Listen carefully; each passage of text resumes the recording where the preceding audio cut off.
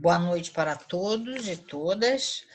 Vamos dar, então, início ao debate, né, chamando o doutor José Luiz Quadros, né, que já foi apresentado pela mesa de abertura aí. Então, doutor José Luiz Quadros pode fazer uso da palavra. Muito obrigado. Boa noite a todas e todos.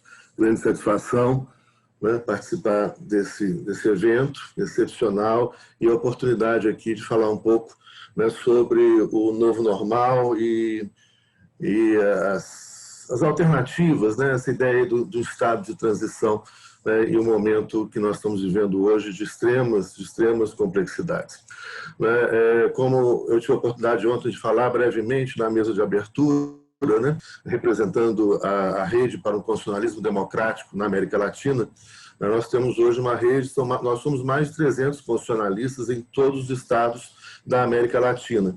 E mais alguns participantes que vêm chegando de outros lugares do mundo, assim, mas a nossa ideia, o nosso trabalho, né, que já ocorre há cerca de 10 anos, é discutindo esse constitucionalismo latino-americano, onde a gente parte, então, da Constituição do México, em 1917, né, que traz aí contribuições enormes para o constitucionalismo, inovações muito grandes, né? Depois, várias constituições no decorrer do século XX, aí, especialmente a Constituição do Brasil, de 1988, que vai começar a inserir algumas novidades, ou trazer, né, de novo algo que a Constituição lá do México, né, já em 1917 já trazia, com relação ao direito dos povos originários, o direito à diversidade, né, e o direito dos povos quilombolas. Aí, em 1988, 91, a Constituição da Colômbia, e em 1999, 2000, a Constituição da Venezuela, e 2008, Equador, 2009, Bolívia.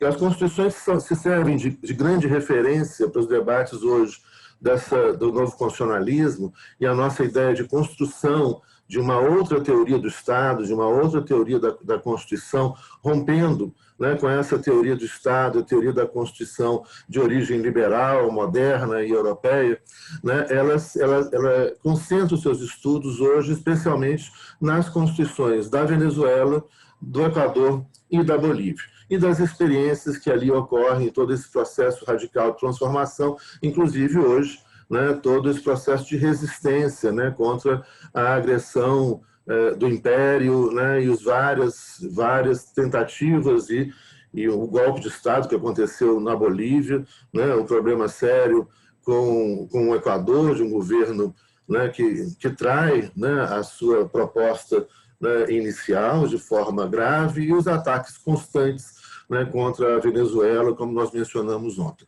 Quando a gente fala de novo constitucionalismo, e aí então preparei uma fala em 3 momentos, vou ser bem objetivo, né, para ficar aqui, eu estou com o cronômetro do meu lado aqui para não ultrapassar o meu tempo e calcular o tempo para fazer, né, tocar nos pontos que eu quero tocar, fazer as provocações, que depois a gente pode, né, fazer um debate e convidá-los também para aprofundar na discussão do tema. Eu tenho um blog que tem muita coisa sobre o novo constitucionalismo, que é o meu nome, é José Luiz Quadros de Magalhães.blogspot.com. E ali tem muita coisa, tem um curso completo de teoria do Estado em vídeo, de teoria da Constituição, né, e as discussões justamente dessas alternativas, né, do novo constitucionalismo. E aí, quando a gente fala do novo constitucionalismo, né, muita gente, muitos colegas, né, de direito constitucional, né, eles torcem o nariz, né, alguns até brincavam, uma brincadeira desagradável algum tempo atrás, né, e lá vem aí o Zé Luiz, né, esse novo constitucionalismo indígena, né, lá vem esse papo aí de... E algumas pessoas, né, e muitos constitucionalistas ainda aqui no Brasil, não leram, né, não gostaram e tem raiva de quem leu, né, e conhece. Você tem uma segunda postura, que é uma postura comum também, onde as pessoas já começam a se interessar, mas não conseguem ainda enxergar quais são os pontos de ruptura desse novo constitucionalismo. Efetivamente, as constituições, especialmente Venezuela, Bolívia e Equador, que são constituições muito avançadas e que trazem inovações, né, e radicalidades muito importantes com relação ao aprofundamento da democracia, né, e à ruptura com esse sistema mundo moderno. Essas constituições, elas, obviamente, vêm herdam, né, uma herança das constituições modernas que foram criadas na Europa. Então, a gente vai encontrar nessas constituições, né, por exemplo, a referência à separação de poderes, né, a ideia de uma democracia representativa, uma declaração de direitos, e ali encontramos, então, os direitos individuais, os direitos políticos, né, os direitos individuais em relação à liberdade individual, etc., os direitos políticos de votar, de ser votado, né, os direitos sociais, saúde pública, educação pública, previdência social, moradia, transporte, os direitos econômicos de emprego, remuneração justa, salário mínimo, políticas econômicas de geração de emprego e distribuição de riqueza, né, conteúdo esse que a gente já encontra nas constituições sociais, especialmente no pós-Segunda Guerra Mundial, e que está presente na nossa Constituição Brasileira de 1988. Só que, além disso, esse novo constitucionalismo ele traz elementos de ruptura com essa teoria da Constituição moderna, né, elementos de ruptura com esse Estado moderno, né, e com a economia moderna. O capitalismo, né, e essa estruturação, e como que esse constitucionalismo que nasce liberal, né, ele vem justamente para proteger, né, e garantir direitos individuais dos homens brancos, proprietários e ricos. Não vou fazer aqui, né, uma análise, né, do constitucionalismo liberal que ele representa, mas só lembrando rapidamente que essas constituições que aparecem aí com a Revolução Inglesa do século XVII, a Revolução Norte-Americana, a Guerra da Independência dos Estados Unidos, a Revolução Francesa do século XVIII, e que se expande, né, para a Europa e Américas no século XIX, são constituições que inicialmente garantiam direitos para uma parcela muito pequena da população, apenas para os homens brancos, proprietários e ricos. Lembrando, por exemplo, que a nossa primeira Constituição, que é a Constituição do Império, uma Constituição liberal que traz uma declaração de direitos individuais, estabelecia o voto censitário, onde participavam, logo após a sua promulgação, 1824, né, participavam do processo político cerca de 1,5% da população. Lembrando que essa Constituição Liberal de 1824, ela foi inspirada numa Constituição da francesa de 1816, do período da Restauração, também de conteúdo liberal e também monárquica, mas que ali, naquele momento na França, participavam 1 em cada 300 franceses do processo político. Então, essas constituições elas não nascem democráticas, elas nascem liberais e nascem protegendo uma parcela muito pequena da população. No século XX, a partir da Primeira Guerra Mundial, a gente tem ali já um avanço importante, né? Então, ali, 1917, a Revolução Bolchevique, 1917 também a Revolução Mexicana, 1919 a Revolução Alemã, a República de Weimar, e nesse período, então, 1918, a Declaração do Povo Trabalhador da União Soviética, né? E nesse momento, então, vai se afirmando um outro constitucionalismo, né? Um constitucionalismo que agora tem um conteúdo social, em duas grandes vertentes, né? Um constitucionalismo que a gente pode chamar de uma vertente, e que nós chamamos na teoria do Estado de uma vertente social e democrática, uma vertente que alguns chamam de social-liberal, né? A ideia da social-democracia, né? Que é uma das leituras que vão preponderar na década de 1920, por exemplo, inicialmente no constitucionalismo da Alemanha, né, que vai se expandindo lentamente pelo resto da Europa, e o constitucionalismo socialista, né, e a teoria do Estado e a teoria da Constituição socialista, né, ambas as constituições, cada um da sua maneira, com fundamentos teóricos e objetivos distintos, trazem uma ampliação do catálogo desses direitos fundamentais. Então, portanto, nessas constituições, a gente encontra, além de uma referência aos direitos individuais, aos direitos políticos, né, uma ampliação grande com relação aos direitos sociais, a ideia da universalização da saúde pública, da educação pública, da previdência social, da moradia, o transporte, etc., e ainda, né, direitos econômicos, né, obviamente com um tratamento bem distinto numa Constituição social, o chamado de capitalismo social, né, onde há uma economia de mercado regulamentada, né, pelo Estado, e no constitucionalismo socialista, onde há uma economia socialista, né, e, portanto, né, uma matriz muito diferenciada com fundamentos e objetivos distintos. Bom, essa Constituição plurinacional, essas novas constituições que marcam o constitucionalismo latino-americano, né, essas constituições, elas herdam do constitucionalismo social, né, e de toda a reflexão, né, com relação aí às teorias, as teorias jurídicas, né, socialistas e muito do constitucionalismo social e democrático. Só que essas constituições trazem elementos radicalmente novos, né, especialmente, né, como eu já disse, Venezuela, Bolívia e Equador.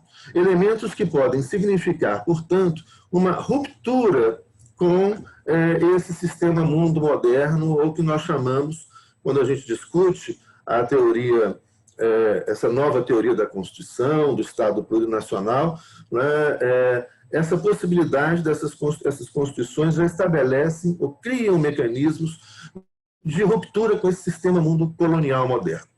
Então, uma discussão muito importante para a gente pensar no novo constitucionalismo latino-americano é que, além dessa herança social e socialista, ela traz, né, ou ela acrescenta novos aspectos ao constitucionalismo que podem representar uma ruptura com o sistema mundo colonial moderno capitalista.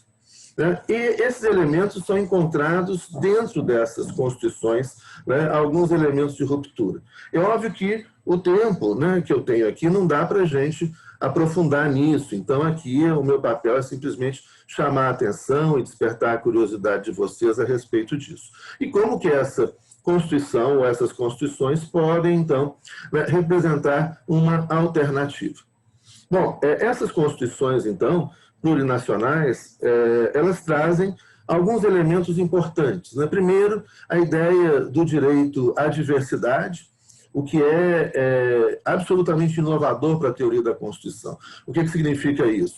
Por exemplo, hoje, na Bolívia, o constitucionalismo, e há uma grande resistência na Bolívia contra o golpe, né? E com certeza o poder popular prevalecerá, né? E será, né, voltaremos a uma construção democrática e popular que foi iniciada com a Constituição da Bolívia de 2009. Essa Constituição traz, entre outras coisas, a ideia de um pluralismo jurídico, de um pluralismo epistemológico, de uma corte constitucional pluriepistemológica, né, e de uma realidade de um Estado com pluralismo jurídico. Só para você ter uma ideia, né, o que significa isso? Enquanto as constituições modernas elas estabelecem um sistema unitário, monojurídico, e que marca sempre a hegemonia de uma cultura branca, europeia, sobre outras culturas, e no caso aqui das Américas, dos povos originários diversos, né, dos povos quilombolas, né, aqui no Brasil. Né, essa Constituição da Bolívia ela estabelece simultaneamente a possibilidade da convivência de 36 sistemas jurídicos simultâneos. 36 direitos de família diferentes, 36 reconhecimentos de forma de organização social, política e econômica distintas. Né? Isso é radicalmente diferente, essa experiência que começa a ser construída, né, pelo povo boliviano. No caso do Equador, são 17 sistemas jurídicos que convivem, né, e que devem conviver em harmonia. Então, isso é que significa um sistema plurijurídico dentro de um Estado plurinacional, né, como é o Estado plurinacional do Equador e o Estado plurinacional da Bolívia. Além disso, né, essas constituições trazem aspectos fundamentais com relação ao incentivo à discussão multicultural, intercultural e transcultural. Ou seja, o que significa isso? Em primeiro lugar, a percepção de que existem várias formas de sentir, de ver e de compreender o mundo. Né? Então, essa percepção da existência de um multiculturalismo com vários olhares distintos, várias epistêmias distintas sobre a mesma questão. Já foi discutido e levantado muito pelo colega do Equador aqui com relação, por exemplo, à saúde, né, e a medicina dos povos originários, muito forte no Equador e na Bolívia. Então, aí nós estamos falando de um conhecimento, né, intercultural, né, pluriepistemológico, dentro de uma construção, né, de um conhecimento, por meio desse diálogo intercultural, da construção de um conhecimento que seja transcultural.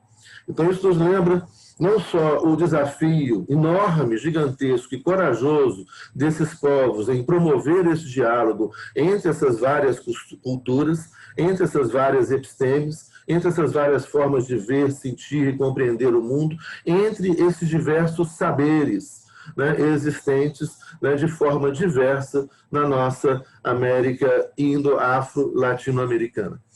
E o que vai acontecer, né, como eu disse, também na Bolívia, no Equador, nessa busca de um transculturalismo, ou seja, de um conhecimento transcultural por meio desse desafio, né, de diálogo entre as diversas culturas. E aí a gente pode acrescentar ainda mais um fator, né, eu estou aqui só pontuando alguns dos vários aspectos, né, dessas constituições que representam uma ruptura com o sistema mundo colonial moderno, né, europeu, masculino, branco, hegemônico, né, que é a ideia de uma outra perspectiva em relação à vida, de uma outra perspectiva em relação à compreensão do direito e de quem são os sujeitos de direito.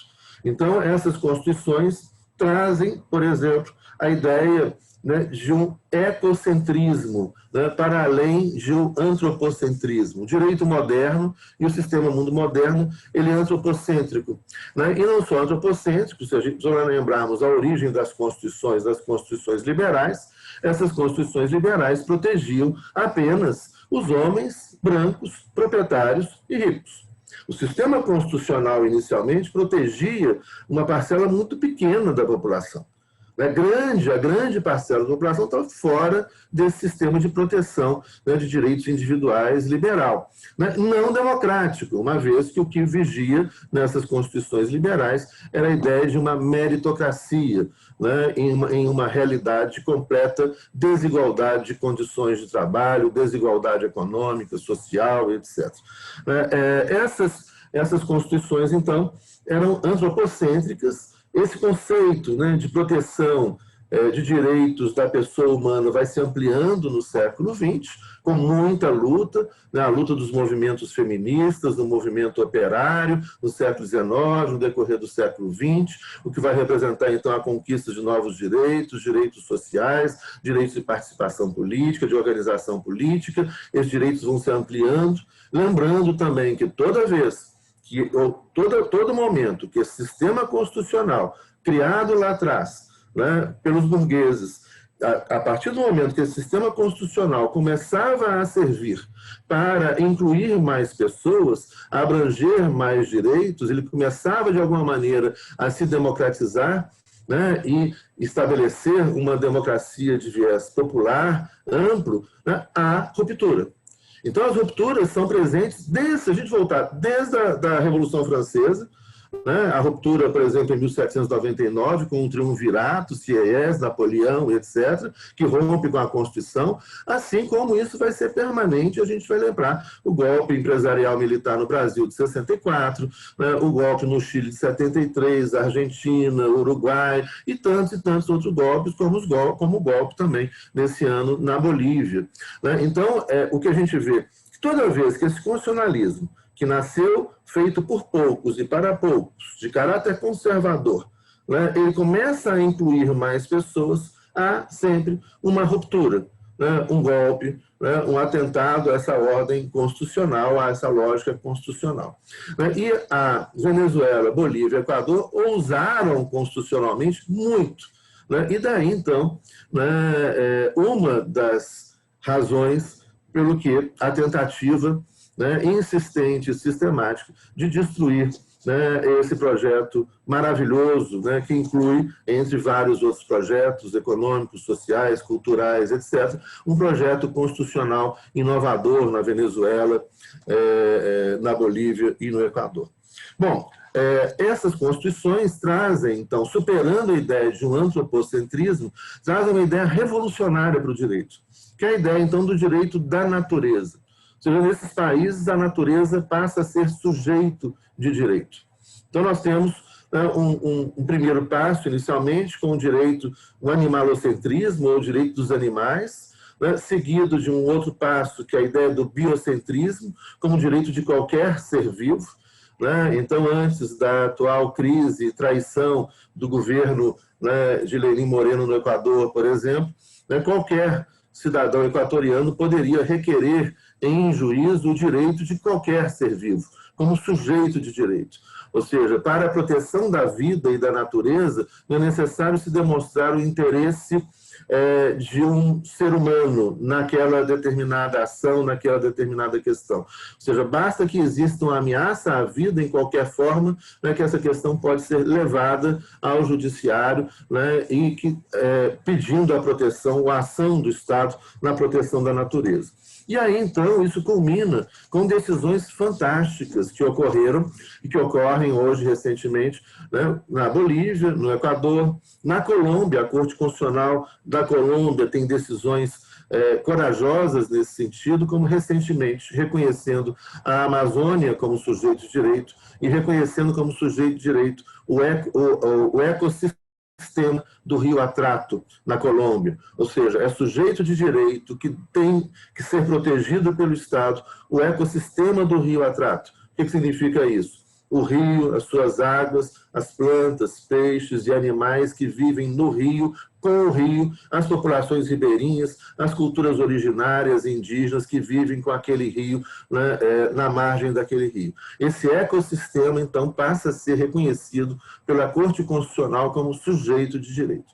Isso representa uma revolução no direito, né, e um ataque, né, e eu acho que esse é um ponto fundamental da gente pensar muito, um ataque às bases, né, da economia capitalista, da exploração, né, ilimitada e absurda da vida, do trabalho, né, e da natureza, né, que compromete a continuidade da vida. E aí, então, encerrando, chegou o meu tempo, esgotou-se, 20 minutos, só um minutinho só para tentar encerrar. Eu tinha preparado muito mais coisa para falar aqui, mas realmente é muito pouco tempo para a gente se aprofundar, e a ideia aqui é mesmo só tentar despertar o interesse de vocês. Né? Mas lembrar, né, que nós, o que é esse? O novo normal, né, o novo normal já estamos vivendo há algum tempo. O novo normal é esse inferno que a gente está vivendo. Né? Não tem pós-Covid-19, não tem pós-Covid-19 dentro desse sistema mundo moderno, dentro do sistema capitalista. Não há. Né? Continuando a destruição ambiental no ritmo que está, a sociedade de ultraconsumo no ritmo que vivemos, essa é apenas mais uma pandemia em meio a diversas outras pandemias que virão. O tempo que a gente tem é muito curto.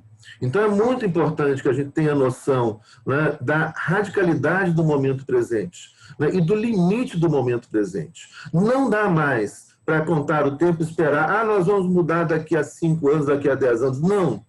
Né? O aquecimento global vem com uma gravidade imensa, ele não é uma questão de opinião, ele é uma realidade, né?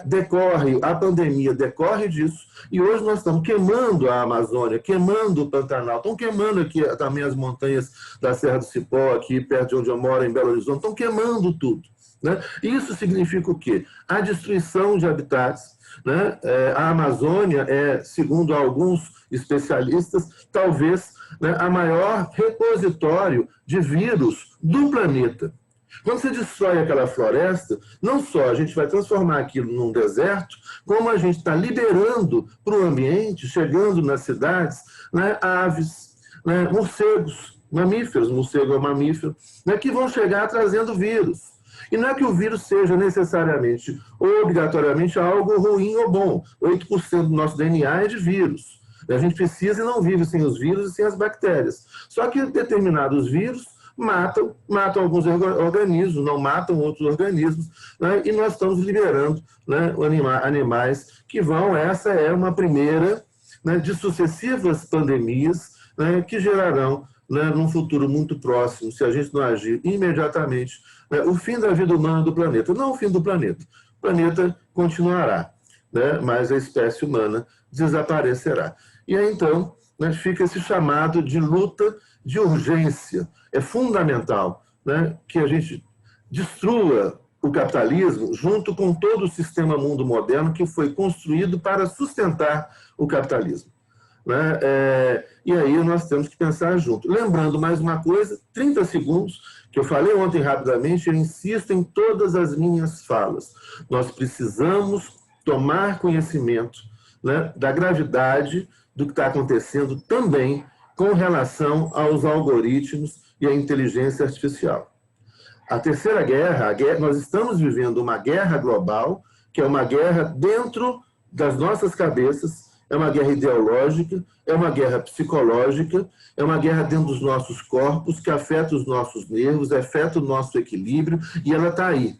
E a gente precisa agir urgentemente nesse novo campo de luta, né? Os algoritmos, com auxílio de especialistas em física quântica, da física de dados, das ciências psi, estão propositalmente agindo, dividindo as populações, né, gerando novas subjetividades. Né, e essa luta ocorre, né, como uma luta ideológica, como uma guerra psicológica, né, como uma guerra dentro dos nossos corpos, e que utiliza de forma extremamente sofisticada hoje a inteligência artificial, que constrói algoritmos capazes de atingir, né, o equilíbrio emocional das pessoas. Né? Existe hoje no mundo uma guerra de afetos, né? E o afeto negativo, o ódio, ele causa, né, um desequilíbrio químico no corpo e não permite que a pessoa, ou não permite que a gente dialogue com essa pessoa. Não está no espaço da racionalidade ou discurso racional. A gente não vai conseguir convencer ninguém que está mergulhado no ódio e alimentado diariamente pelo ódio dos algoritmos. Né? Isso, então, a gente precisa trabalhar e entender, né, quais são os campos de ação revolucionária, quais são os campos de luta de revolucionária, né, e um novo campo de batalha, um novo campo de luta, né, é a guerra de afetos, né, que se soma a outros mecanismos da guerra híbrida já conhecidos, que não são novidades, como a guerra psicológica, como a guerra ideológica, né, essa guerra que é uma guerra de afetos. A gente fica com isso, né, essas provocações, essas rapidíssimas reflexões. Desculpe se eu me estendi um pouquinho, passei 5 minutos do meu tempo, perdão, mas era importante concluir, né, fazendo essas observações e conclamando a gente para a luta imediata. Muito obrigado.